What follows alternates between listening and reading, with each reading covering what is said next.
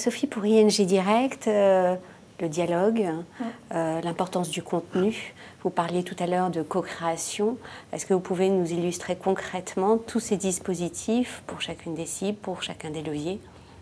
Alors, je vais peut-être me focaliser un petit peu plus sur les clients, ce qu'on fait avec les clients. Oui, tout à fait. Donc, on a à la fois cet espace Facebook pour la communauté des clients et on a également un partenariat qu'on a fait avec Yahoo où on a créé une chaîne de pédagogie financière. Donc, dans ce positionnement de l'entreprise qui est d'autonomiser les gens à travers aussi la simplicité, on donne aussi des outils de décryptage de l'information, de l'actualité économique et des conseils tout à fait pratiques comme comment faire un budget quand on se met en couple, si on veut envoyer les enfants à l'étranger, combien ça coûte, etc.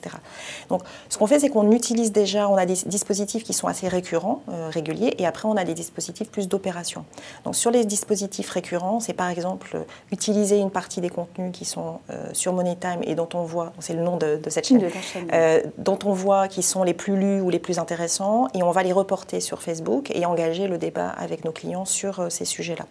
Donc, ça, c'est des choses qui sont récurrentes. Sur la co-construction, là aussi, notamment, on a énormément de développement autour du mobile et des tablettes, puisque les comportements et les usages consommateurs sur le digital sont en train complètement de basculer, en tout cas nous plus rapidement probablement que pour les banques traditionnelles, vers ces usages mobiles, parce qu'on a une surreprésentation de CSP+, qui sont suréquipés donc en iPhone et en iPad. Et ce qu'on a mis en place depuis à peu près 1 an et demi, c'est justement un système de co-construction des applications qui fait en sorte qu'aujourd'hui on est l'application la mieux notée en fait de toutes les applications bancaires, et c'est grâce justement au fait qu'on prenne en compte en amont les souhaits de nos clients. Donc ça, c'est des choses qui se font en permanence. Et après, ce qu'on essaie de faire, c'est quand on a des opérations ponctuelles, par exemple une nouvelle campagne, de travailler vraiment en synergie l'ensemble des leviers, y compris les réseaux sociaux, et d'utiliser la communauté des clients. Donc je prends un exemple concret. Quand on a lancé la dernière campagne sur les onomatopées, avec cette idée du changer d'air bancaire. Le rôle de la télé, c'était véritablement de manière un peu divertissante et dynamique, de dire il y a un ailleurs possible, changer d'air bancaire. D'ailleurs, il y a 16 millions de gens qui l'ont déjà fait. Et après, sur le digital, on trouvait des vidéos de vrais clients avec un traitement très réaliste et pas du tout publicitaire qui expliquaient chacun à leur manière les bénéfices qu'ils y trouvaient.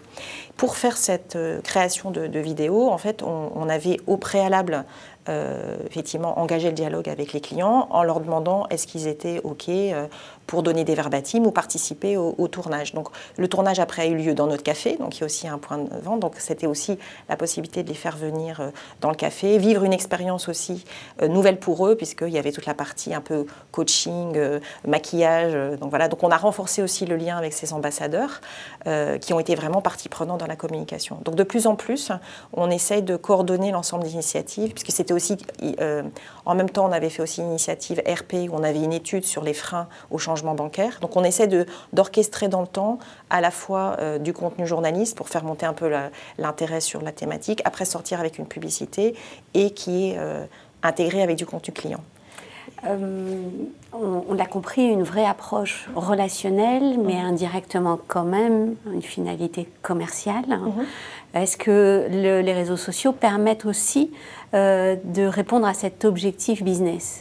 Alors indirectement oui, c'est-à-dire que le modèle d'ING s'est construit véritablement et se poursuit par la recommandation. On a un nouveau client sur 2 qui arrive par recommandation, enfin plus que par recommandation, par parrainage. Donc c'est un dispositif qui est très puissant, qui fonctionne extrêmement bien, et c'est vrai que les réseaux sociaux s'y prêtent particulièrement. Donc on le traite de 2 façons, c'est-à-dire qu'il y a effectivement une application parrainage qui est sur l'application Facebook. Donc on a une application parrainage que les parrains en fait peuvent utiliser pour l'adresser à leurs amis. Ça fonctionne, même si on est en train de voir comment l'optimiser, puisque c'est aussi un peu agressif, on pense, par rapport à... ou trop directement commercial par rapport à Facebook. Ce qu'on note qui fonctionne très très bien sur Facebook, c'est ce que vous disiez, c'est sur la viralité et quand il y a un côté un peu ludique. Donc nous aussi, bien qu'étant banquier, mais un peu décalé, on essaie de jouer aussi sur ce côté Facebook, ludique de Facebook. Donc par exemple, pour cette campagne sur le changement d'air bancaire et les onomatopées, on avait créé aussi un jeu avec les onomatopées, donc on investit quand même pas mal d'argent pour faire des jeux qui sont très qualitatif. On en avait fait un aussi l'année d'avant avec la course au solde, qui avait eu 10 000 joueurs, donc ce qui était quand même beaucoup pour notre communauté. Et surtout que les gens avaient viralisé. Donc c'est vrai que ce qu'on trouve, c'est que c'est plus facile aussi d'engager les clients avec des dispositifs un peu plus light, type jeu ou recommandation peut-être un peu plus light, c'est-à-dire j'ai aimé ING parce que, plutôt que d'envoyer directement une offre de parrainage. Donc c'est un peu un apprentissage qu'on fait aussi.